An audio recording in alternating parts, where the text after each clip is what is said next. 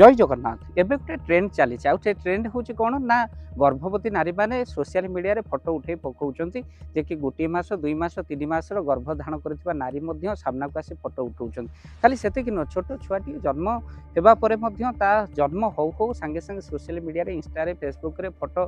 देवा आरंभ कर दउछंती भूल रे एभली कार्य करंतु नै काहे ना आपन को फेसबुक इंस्टा रे थिबा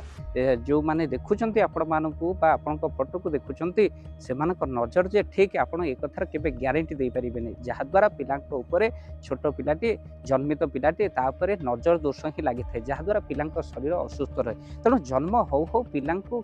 फोटो उठेई बा जन्मित शिशु एमिति गर्भवती नारी मानकर फोटो उठेई केबे भी सोशल मीडिया रे छाड़ंतु नै आजिर फैशन होई गलानी आउ से किंतु एबे एमिति भूल केबे भी करंतु नाही काहे ना जहा द्वारा पिलांक ऊपर नजर दोष आसीबो आ जहा द्वारा पिलांक शरीर असुस्थ हो गर्भस्थ संतान गर्भवती नारी माने फोटो उठे पड़े गर्भस्थ संतान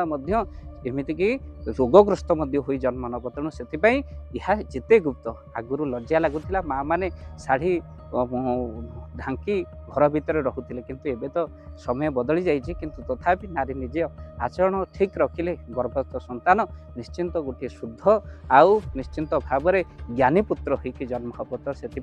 ये कथा को नवेदन आपण मानक रहा छोट पिला फोटो को केबे आपण जन्म हो केबे सोशल मीडिया रे आपण दिंतु नहीं कि गर्भवती नारी माने केबे फोटो उठे से सोशल मीडिया छाड़तु नहीं नवेदन रखिए वीडियो को शेयर करेंगे जय जगन्नाथ।